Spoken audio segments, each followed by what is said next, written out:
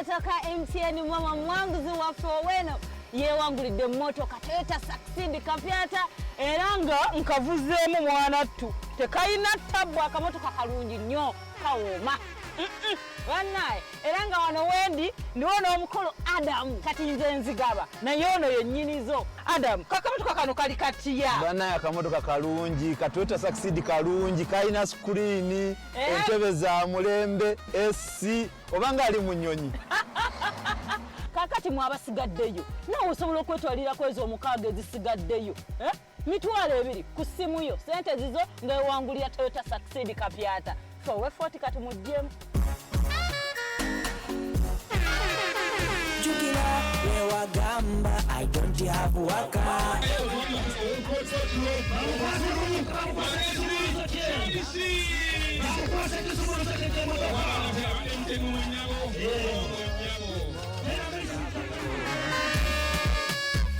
Jangola wewaka Lukati waka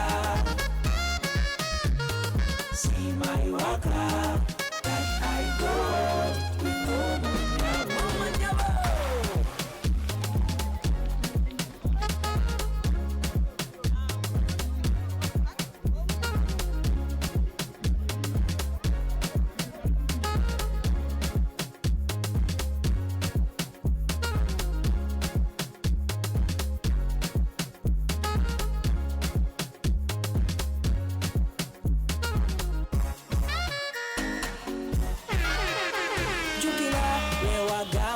I don't have waka.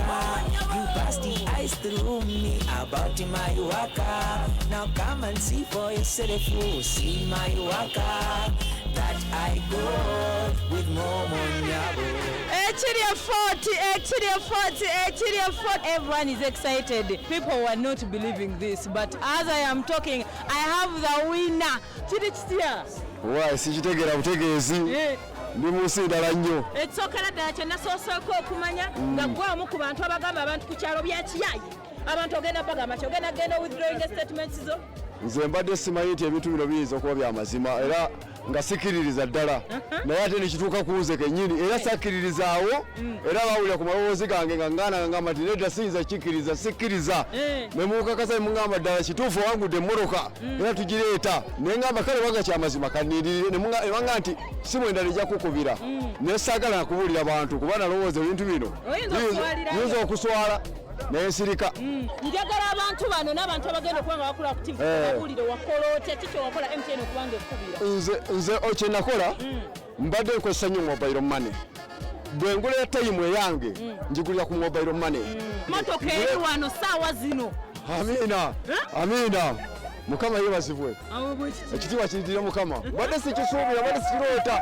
era nga naffe oluusi tukyamubaaamasi nagoddalu munnange anti omwami bulijjo yali yansuubiza dda nangamba mukazi wange nja kugulira emmotoka tubeere nga twevuga nga tudde ewaka naye ngenda okulaba nga abadde ansuubiza ebbanga ddene nga takituukiriza kati kwolwo ngenda okuwulira nti awangudde emmotoka ne mpulira nga kale essanyu lyange lituukidde lyadde ansuubiza bulijjo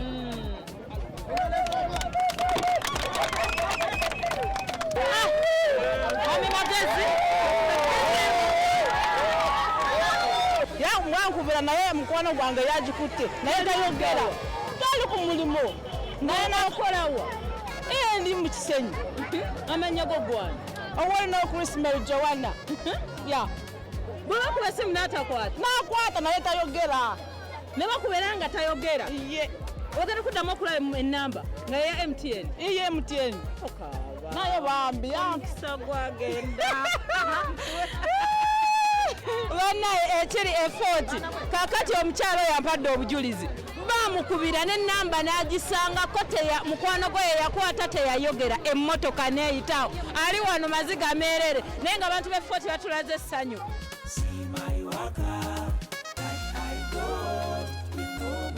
Show them waka with MTN Momo Nyabo. Simply deposit 20K or more on your mobile money for a chance to win 3 Toyota Succeeds and money to 2,000 lucky winners every week. We're giving away 24 cars and over 2 billion shillings of mobile money.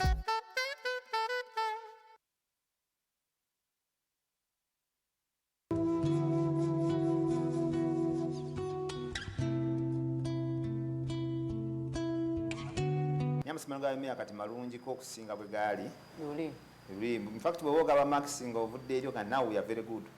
Ngezaako kugamba nti. We are very good. Oh, we are just good. Luli twalina tugatula kye tukolako bulungi. Nga tetusoma bulungi, tetulabirira abaana bulungi, tetusomesa ddiini. Nga n'amasomero gennyini agasinga obungi gali mu state mbi tegalina toilets tegakola biki. Naye okutwaliza awamu nga abazadde bennyini bakyusiza endaba y'ebintu. Yes. Mu PUP nga yakatandika nga omuzadde omusiraamu tayagala kuwayo nusu neegi. Abaana basiiba njala, ebizimbe bigwa, toilets zigwa, abo basasula. Bwe kiri. Naye olwaleero mu Umeya schools nnyingi nadde zetuludde okumpi n'ebibuga abazadde benne babikola. Bakizeemu. Basasula yo kasente abaana be bali ekyemisana ku ssomero, basasulira abawalimu, basobola okwediriza n'okwezimbirawo classroom n'ebirala. Eyo improvement y'amaanyi. Kati ate ne mobilization eno gye twagenze tukola bayidikya nabo bakyusa endaba ne bategeera nti si bakozi ba gavumenti yokka, si banoonyi ba ssente wabula baweereza umma community. Kati headmaster bangi nnyo aba primary balina obuvunaanyizibwa ddala obutegeera nti owuninga amasomero ago nga bo nga abasiraamu tibaweereza abasiraamu balina n'obuvunaanyizibwa ku baana abo abasiraamu kakasa nti basoma bavaayo mu by'edduniya n'ensi. So waliwo enjawulo nnene nga tetujja kufuna nnyo bya first grade nti nga tegafuna first grade nnyingi nga ga private gali first grade nnyingi gali commercial gawangalya ku first grade naye bangi ate abaana bava mu masomero ga Umeya muno ng'afunye second grade bw'agenda mu maaso mu kusoma asinga ddala yava mu private ne first. Amasomero ga Umeya gonna abaana babasomeseza ddala osanga omwana ng'asobola okusoma asobola okuwandiika n'afuna second grade nga yagyefunidde teri mu drilling teri muki n'agenda mu senior n'akopinga bulungi n'afuna first grade ya senior n'agenda nze ng'omusomesa bingi bye nalaba ebinneewunyisa ng'omwana ava mu primary n'ajja ne third grade n'afuna first grade mu senior 4 n'agenda in senior 6 n'afuna point 24 n'agenda ne ku gavumenti naye nga mu Umeya school yavayo na third grade. So n'olwekyo bwe tuba tetugapimidde ku grades za first grade mmeka okutwalizaamu amasomero ga Umeya gali kunti gali better ne structures ziri better.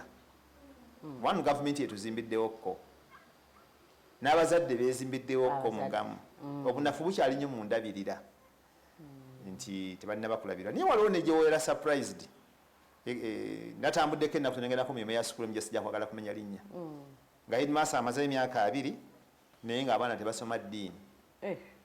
Naye nga kize Umeya school naye musiraamu naye ng'abaana tebasoma ddiini. Ng'era samusanzeewo oba samusangawo naye bwe nabuuza deputy nti headmaster tumugamba gyagamba nti yetanye gyagenda kujja ssente z'abawalimu. Subhanallah. Olwo ng'alinda mmwe aba Umeya omuwalimu ate gwe munansasula. So yali state bwe nnyingirya muki kati bwe tuli mu Umeya tetukola wadde tuba nayogedde ku kya inspection. Tukola kubanga inspection ogikola kuzuula status ogenda reporting somewhere. Tujja kwogera nnyo waliwo tusomero bayita Kasana Umeya primary school. Kati ogenzeeyo togenda ku inspectinga inspector agenda kulaba status y'essomero akola report agiweereza waggulu bali bajja ba intervening either babanishinge headmaster oba babeeko kye bakola ekirala. Naye ffe twesanga one Umeya resources eyina ntono tesobola kugenda kukola ebyo byonna kuzimba na kukola biki. So mu bye twalaba mu bye tusobola okutandikirako kye tuyita support supervision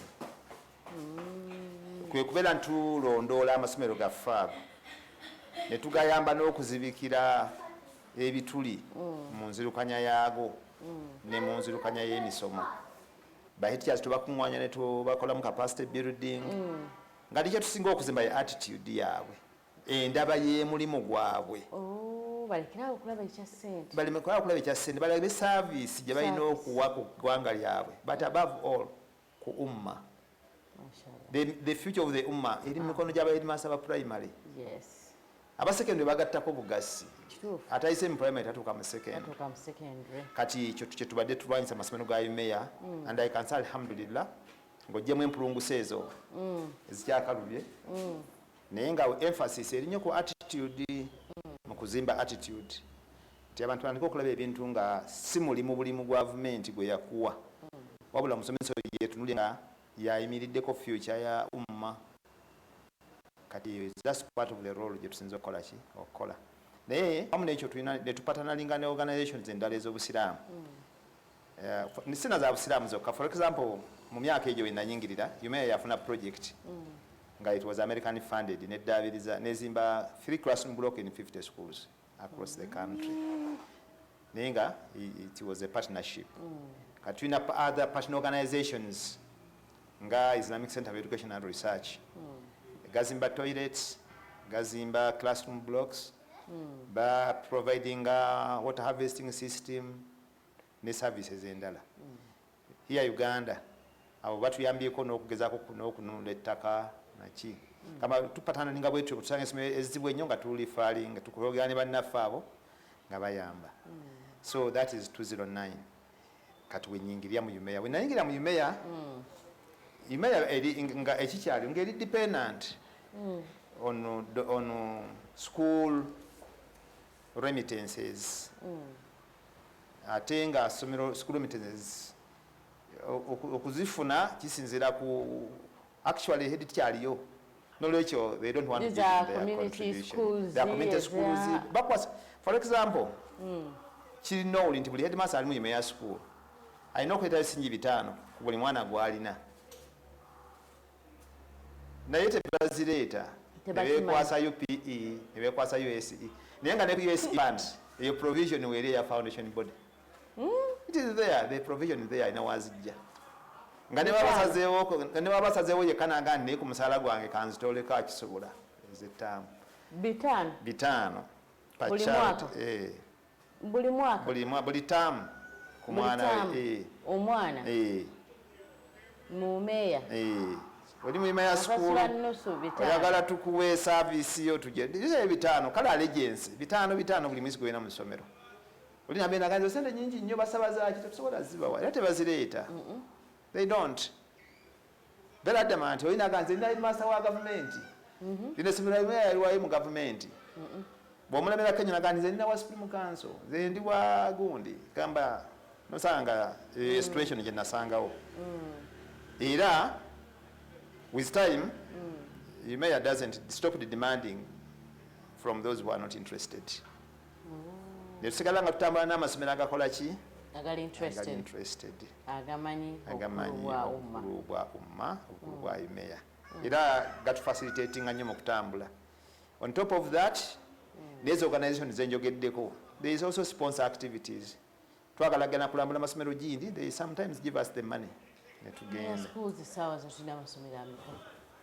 agali registered with us gali up to primary school 3,600 nesobola kuwa number how many of those still owe allegiance to UMEA ekyo kirala abaregisteringa wano balala then ne abawa allegiance bali much less waliwo UMEA schools but waliwo UMEA founded schools yes ago galiko ekipande nti UMEA oba mu UMEA oba agamu galiko muslim naye nga ettaka ligaliko lya UMEA those are UMEA founded schools those ones have nowhere to go then waliwo UMEA affiliated schools ng'essomero lyatandika ne lijja ne lyerigisitalinga ne ligamba nze njagala kubeera wansi waki wa UMEA to give me the services kati abo bannajjabuzi they have a leeway to continue giving you allegiance or to switch allegiance to somebody else kati kye government ababamu we don't know kannasangwawo they remain our schools UMEA schools kati waliwo ezimu era mu communities gyosiŋŋaana nga smaller olw'okubeera nti UMEA's kind of operation yali top downward nti community bwe tuzimba essomero UMEA community eronda committee ku kyalo nedaninga essomero eryo kati over time those committees zagenda zifuka very powerful nezeefula foundation bodies naga fepa foundation body abesomero agamu amasomero gesingana nga muzikiti somero eryasookawo ne wajjawo omuzikiti omuzikiti ne gwa nti kati ate ffe founder w'essomero kati we have those dynamics naye bwe mutuukayo nga basirika nga beekweka nga bavaayo kati but for us we think one objective y'okutalika amasomero tuyo twagifuna we have started these schools the objective of maintaining the schools yekyamovinga eyo moving target maintaining these schools kumulamwa vako okumentinga ebizimbe wabula okumentinga n'essomero lya meya liri kumulamwa ogwalizimbisa awetkolya support supervision we want to make sure nti essomero lisomesa abaana baabwe ebyensi basobole okubeera nga basobola okuwangalira mu ssomero nga bafuna keeke yaabwe. So maintenance y'ebizimbe esigale mu community okuva Umeya lwe yatandika the communities have a responsibility to maintain nga Umeya providing a additional support to the community. So this was a Umeya yali running a community self-help project. Yes.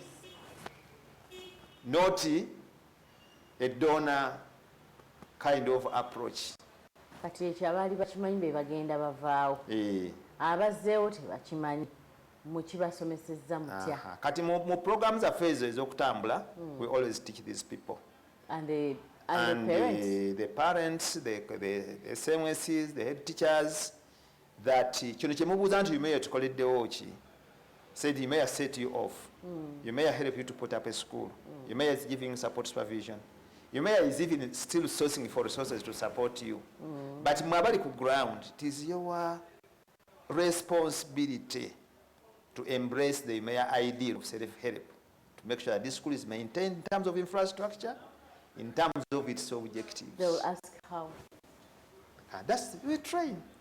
One obusiramu bulungi how bwagituwa so that rijalia and actually I'm telling people giving money. Yes. They never bought land. The Muslims individuals were donated. Bwe yajjanga nti bannange twetaaga essomero wano. Essomero y'obusiraamu. Yonna gye tugenda okujja ssente bwezi namwe munoonyeeyo. Twegatte tuzimbe essomero. Liri. Yika 10. Yika 5 nga ziwaayo. Naye n'olwaliro mu bugula bw'ettaka. Abantu bakyawaayo ettaka. Era mu bumuli wano lyazze. N'abagamba ttaka liri muteekewo essomero. Era kye tukola nga tumobilizinga community eyo yennyini batuwadde ettaka Umeya wait as start nga tunoonya additional support. So Umeya runs a self-help centered project approach. So sikiri abantu kibadde abantu kye balowooza nti Umeya bwe yazimba essomero lye erina okujja okulifaako maintenance okuva mu bizimbe kati Umeya as an organization in relation to schools erina oversight role okumenga sure nti gasigalawo headmaster musiraamu headmaster addukanya essomero bulungi n'okukontinua nga sensitizing n'okumonitoringa abazadde abo kakasa nti essomero bali supporting nga lisigalawo era bba abasinga obungi ffe mu komenti gye tugenze they don't demand from Umeya bizimbe basinga nnyo okudimandinga nga mutubuzeeko you are no longer coming kati mutuzizzaamu amaanyi mutuzizzaamu amaanyi. By the way, nina gye nagende mu community emu episogo eyo nsanga very old people and they shed tears nga nti okuva gavalo yava wano tuzzeemu netulaba ku muntu ava mu Umeya ne basanyuka nnyo ne bakola zisujudi nga basanyusa mutuzizzaamu amaanyi Umeya ekyaliyo ne bakuwa story yaabwe gye baatamula ne Umeya nga balina nostalgia ekola ki nti mutuze mujje tukola ne bakulambuza ne bantukawo ne baŋŋamba nti tumalira twali tutimiddewo na kusaala busaazi naye bwe tweyanjula nti Umeya the people went ecstatic baga nti I think bangalinga abazuukidde ne batulambuza tuzimba tukuba bulooka tukola kiki era buli kaseera tujjukira gava amaanyi ge yateekamu tetusobola kutta ssomero lino naye nga they are not demanding that mujje mutuzimbire naye nga bawulira ebbanja somebody came gave them a dream oversaw it supported them and started their institution naye ligenda balaba. So this is the self-help spirit abatandika Umeya gye baasiga mu community.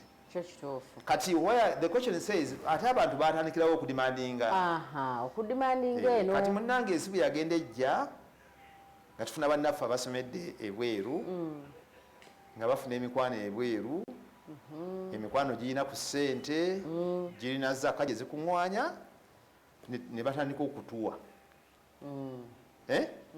kati olw'okubeera bibiri ebibiina bigaba bugabi people started seeing Umea a homegrown idea, a self-help idea in the same light as there's donors from abroad. That is how it started. That's how it started. Nalemanya kati ate Umea yegenda otandika okutuwa buwi ebyokweyambayamba. Abamu bagamba nti ensonga eno eviira nnyo ku bakulembeze gavumenti beebawa. Ab'amasomero. Nanti abakulembeze b'amasomero community gye bagwamu bambi bagenda batuka mu community nga abantu abali bategeera idiru za Umea bafudde nga yeye mumanyi najja okubabba kankikoze ekigambo nga zze kubabba nga zze kubabba si kubabbako ki si ssente zokka ne future y'abaana baabwe wagenda nayo.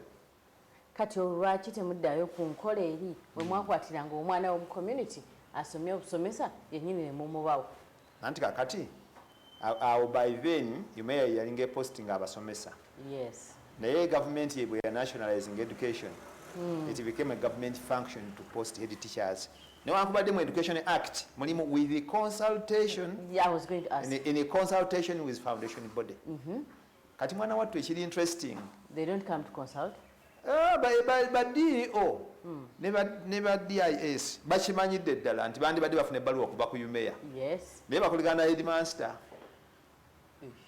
ne batekawo ne school management empya nga tebalifaalinze na ku Umea oliri ebasa nabaga nti bano Umea bempadde ng'awandiise na kweded paper ya ssomero ne bakkiriza.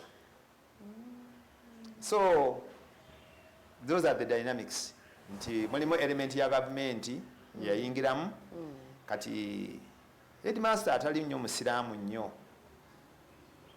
as in terms of allegiance to Umea asala mangu ediyo nadda naga sijja nagendayo kaneekubire ku saidi yaki ya gavumenti era questioninga bwe mugendayo kumuquestioninga atandika questioning authority gye mumuyinako n'omujjuke muga nti read this school is called Kasana Umea nolwekyo this is a Umea school and we come in that capacity.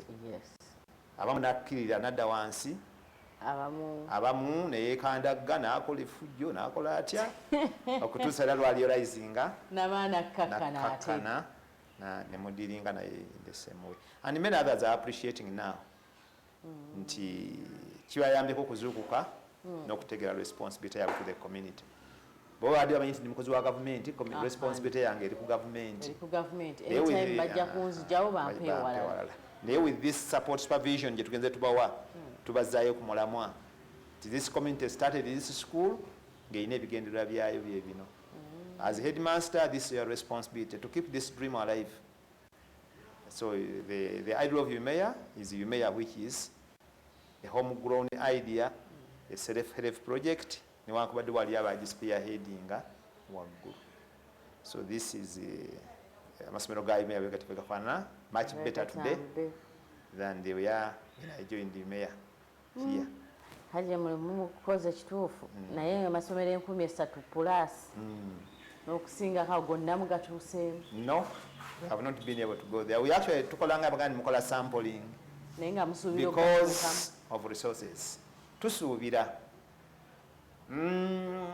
saagala nnyo kwogerera Umea today. It is not about Umea. It's not about Umea. Right now kati tuli in position or you're supervising this.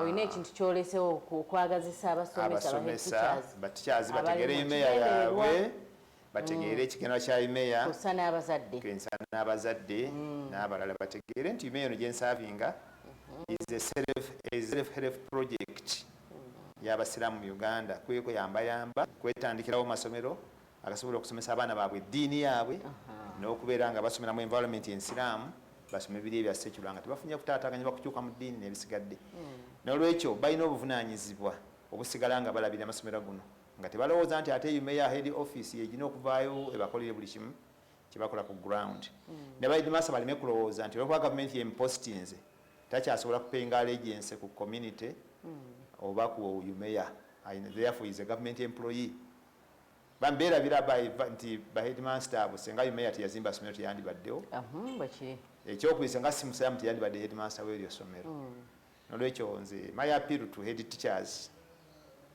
nekyokubiri wali abalala balowooza nti bw'obeera nga endowoozayo ekkiririza mu Supreme Council ey'ekibuli oba ey'olodi Kampala then umeya doesn't come into picture. Abo njagala bategeeza nti umeya is an independent education organization. Very independent. Anti waliwo olumwe newankubadde ekolegana ne Supreme Council ezo. Abali wiringi gano masomero for us is purely education. Nolwekyo when you come here we don't ask you about your allegiance to Shibuli, Supreme Office, Supreme Council. We don't ask you. We provide the service. Only I get primary. No, even the secondary schools. Because you may have started also secondary schools. That one is the same, yeah? As under the auspices of Umeya, including many of the city schools. This is all right. Zonaza. Season some of them under Umeya. So it is not only about primary schools. Unfortunately, at Baba Secondary, bategeera nnyo value ya umeya okusinga aba primary. That is era Baba Secondary be bayimirizaawo omulimu gwa umeya okusinga aba primary. They didn't understand it so well, so much. Naye mulimu gw'okudaabiriza guno n'olaba ngulemerako nnyo. Most of our umeya schools are in a bad state. Yes, abazadde mwabali responsible n'abakulira amasomero. But how are we going to fight this? Umeya, you're not a donor. Mutusomesezza naye era still Umeya is not a donor. Yes. But Umeya is also the foundation body for these schools. Yes. And the foundation bodies are recognized by government as the voice of those schools and the communities they represent. Yes. So the role of Umeya is to lobby the government to make sure that the Muslim schools also benefit from the national educational funds. Thank That development. Why don't you lobby for these schools? We actually do. But and we want to appreciate that the government has done something for us. But I also want to say that we have maybe benefited less than our colleagues. There's a Umeya school I know, but it's out of oyinza okusiŋŋaana mu neighborhood ng'amasomero abiri bagadde abikonaga tufunye programu nyingi SFG class competition program SFU ng'essomero lyafuna class school dampa balizimba. You go to the nearby Umeya school and there are 2 classrooms. That is it. Two standards of toilets.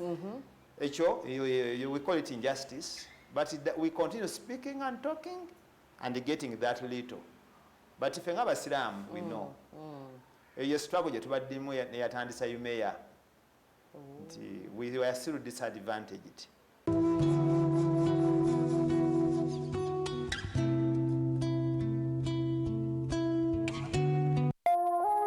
Eno ye Salam TV.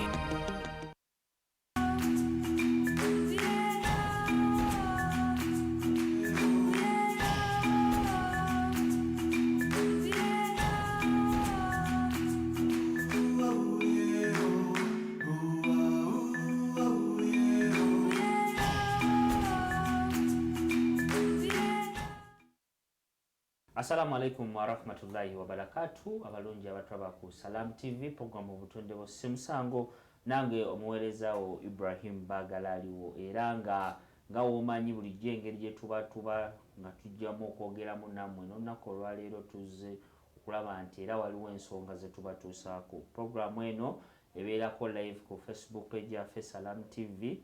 Osobola okuba ng'olikinga page yaffe noba ng'otugoberera biki Salam TV byekutuusaako. Ate ku Go TV tuli ku channel 393 namwe aba Star Times tuli ku channel 293 osobola okuba nga otufuna. Yes, mwebale nnyo mwebalire ddala njagala okuba nga mbuuzaako abantu mwenna abatulabira mu bitundu ebyenjawulo abatugoberera buli kimu kye tukola mwebale nnyo mwebalire ddala batusindikira obubaka bwammwe. Yes, oluusi tusoma oluusi ne twerabira oluusi nuba nga bungi ne tusomako bwe tuba tusomye. Olunaku olwaleero nina omugenyi waffe era naye tayawukana nnyo ku bagenyi balala betuze tubatuusaako. Agenda kuba atubuulira amannya ge, atubuulire gy'aviiridde, atubuulire na biki ebimulese oba ensonga ki ze bagezako okuba nga baluŋŋamya. Yenda kusaba atutolere ku salaamu atubuuzeko. Assalamu alaikum warahmatullahi wabarakatuh. Assalamu alaikum warahmatullahi wabarakatuh. Amanya agange nze Imran Sulaiman nga mba mu kitongole kye bayita Mother to Children Foundation.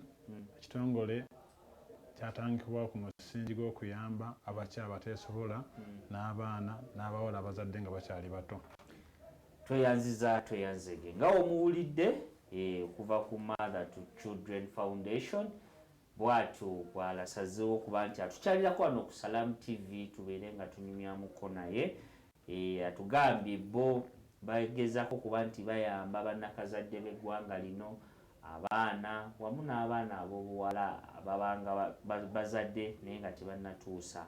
Tugenda batuwulira emboozi ye atubuule Mother to Child Foundation biki byekola, biki byetunuulidde okuba nti ekyusa omwana wa leero oyo ali eyazaala nga teyeesobola n'aba nga afuuka omwana oyo gwe twegomba, oba omukyala oba maama azadde nga naye teyeesobola bulungi okubeera nti naye abeerako mu bulamu obweyagaza.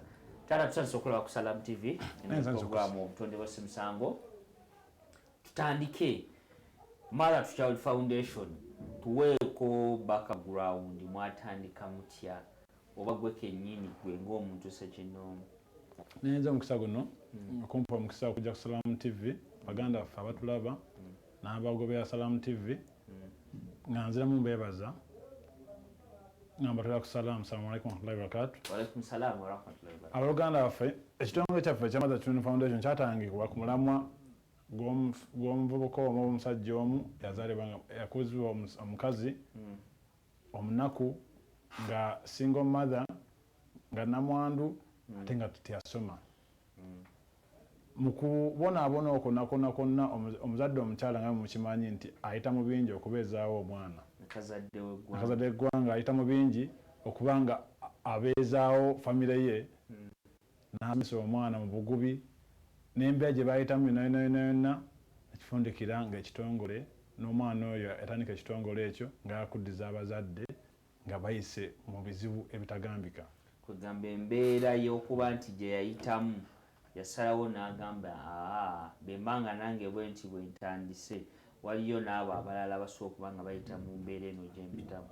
Nga ensonga eyo eyinza okuba emu ku yo naye nga tugezaako okola nti abazadde abaana abawala abazadde bangu baaganya osuula abaana mu matooyi nti mukabuyonjo olw'ensonga nti amuzadde nvuka amweganyi oba taata taliiwo oba afudde oba ki netuvaayo n'omulamu okugezaako okubayamba okubakwatirako nga tubasomesa ebyemikono nga tubayambako okuba obuyambi n'okuba connectinga mu bintu ebimu ffe talina okubagatta okatiye tuli makkati awo tulinga bakiyungirizi. Tusooke tuddeko emabega mu mbeera eyo yonna omwami oyo gye yayitamu n'asalawo atandika ekibiina ki Mother to Child Foundation. Lwaki ekituma Mother to Child Foundation oba Mother to Child kuba yandigambye child to mother oba child oba mother, lwaki Mother to Child? Ekibiina ekyo kyatumiddwa Mother to Children Foundation olw'ensonga ku mulamwa gumu nti Mother to Children Foundation kitegeeza eba extended family, family engazi. Nti family engazi buli muntu oba osobola okuŋŋaanibwa okujja okubeera wakaawo.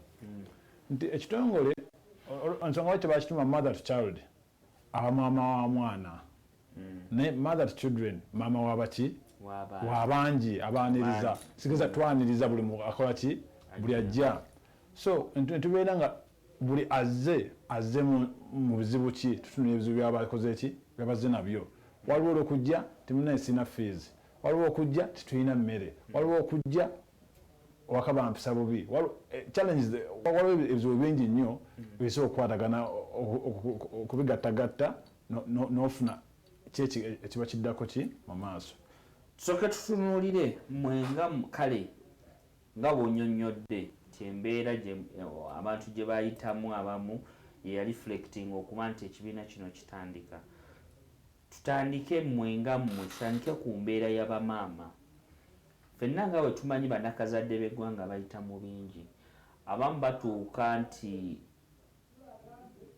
ne batuuka ne babeera nti baggwamu essuubi oba oliawo kiri kyewayogeddeko nti ne batirimbula abaana baabwe nga basuula mu kaabuyonjo olw'embeera bakaka mwenga mmwe foundation mukyusizza mutya image eyo okulaba nti yes wadde embeera gye muyitamu si eryawo ennungi naye oba oliawo embeera esobola okuvaawo nti omwana oyo gw'olabiridde gw'olaba nti abadde akuwa obuzibu n'afuuka ekyomugaso mu maaso mukoze butya okuba nti mukyusa endowooza eyo mu bamaama fenga ffe ekitongole ate nze nga ndi omu ku bo kuba ekitongole ekyo tukola kye bayita assessment mu luzungu assessment kitegeeza nti omuntu ogenze ku ground omuntu azze nakabya ekizibu kye tolina sigala mu office ogenda ku ground n'otuuka wenyini owali ebintu byayitamu byakunyonyodde byayitamu byosanze ku ground wotandika okuki ku kitongole kyaffe Mother Children Foundation tusomesa counseling nti omuntu yenna waba azze n'ekizibu nga tulina mufunira solution tusooka ne tumucounselinga counseling etegeeza ki nti omuntu omubudaabuda okumuzza otya omulaga nti kiri eri ebanga challenge nti weba challenge kyakugezesebwa kijja kivaawo naye nti omuzimbi otyo ekintu ekimujjamu tujja kikola tuti mulage nti ffe tugakolayo tuti twakusomesa kino kijjawo kiri so kasa tumala okusomesa omuntu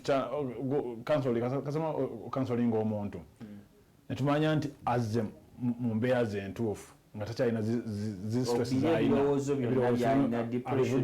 agivuddemu netumusomesa ebyemikono wasomesa ebyemikono maama tumusomesa emikono tutya nti maama waba ali yekka ng'ali waka ate tuli nnyo mu slum areas mu ghetto nti batunda ebintu ebitonotono ebitandikirwako ate nga ti capital teetaaga capital ki ffe tumusomesa ekintu ebyemikono ku bwere ku kitongole kyaffe tulina ku classes tusomesa courses ez'enjawulo ate kusomesa courses ez'enjawulo tugaba certificates zetugaba ziri under DIT mukuba nga tuli wansi wa DIT nti omuntu asomye certificate eyo asobola okukola upgrade nti oba osomye okukola home economics kitegeeza okufumba ebinyeebwa naye nga biri advance osobitwa mu supermarket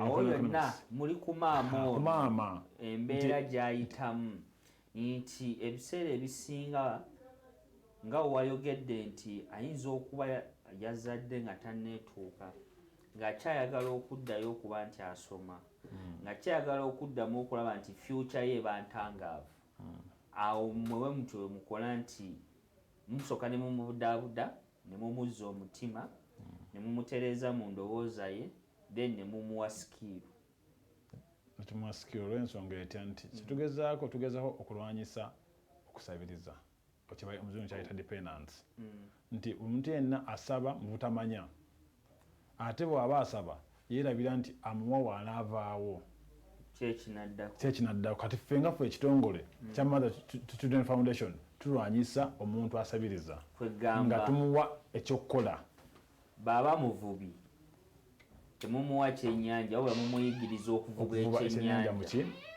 kuba ekyennyanja bwona akimuwa kijja kuggwawo ataddemu akomewo gyali kati tutunuulire ate ku baana bano abaana bano nabo balina challenges nnyingi nnyo toyinza okwesanga nti mu famire mwe yazaalibwa bayinza okuba tebamuwa basic needs ze yatudde obanga tebamuwa services alina kufuna nga mwana oba rights ze nti alina okusoma alina okwambala alina okulya alina okufuna obujjanjabi ate ne tugenda twesanga nti challenge weesiiza okuba ennene naddala abaana betuyise disabled abaana bali disabled nti omuzadde agenda n'aba nti azadde omwana bw'amala n'akitegeera nti omwana ono gw'azadde aliko obulemu atandika okufuna ebirowoozo ebitali birungi ku mwana ono atandika omuggalira ebweru atandika okumuyisa mu mbeera etali ntuufu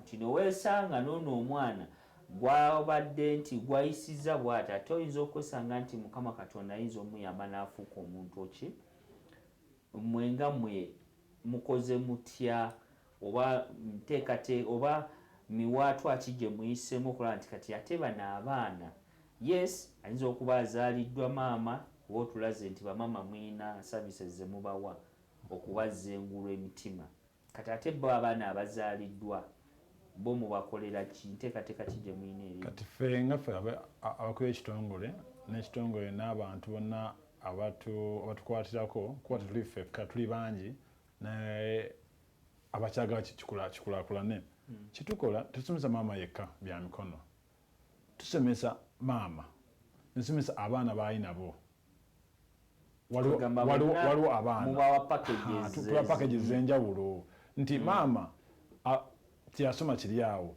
ne asobola okukola asobola okusiika obundaazi tusomesa okusiika obundaazi omwana ayagala okutunga tusomesa okutunga nti omwana ayagala okukola enviiri tusomesa okukola ki nti ku foundation yaffe tulina courses nga 10 ez'enjawulo ng'omuntu namuwa course osooka n'onoonya kikyasinga okukola ki okwagala sigamba nti gozze n'ekizibu nti genda osome computer nga tulina idea ya computer soka ffe kyetukola tusooka netuula wansi n'abantu abazze netuba kansolinga netuba tubuuza omuntu kwomu nyawo gyebaleko oba muwala gyebaleko kikyowuya mu mutima kyagala okukola kimuli kyewalagadde okukola kubanga oba tolina ssente tolakulemera okusoma ogenda kutula mu kiraasi kikyewalagadde okukola ekyemikono naddala bano abaana betugamba nti abazadde nga tebanneetuuka kati abo tubasomesa ebyemikono mu courses ez'enjawulo tusomesa short courses ya myezi 6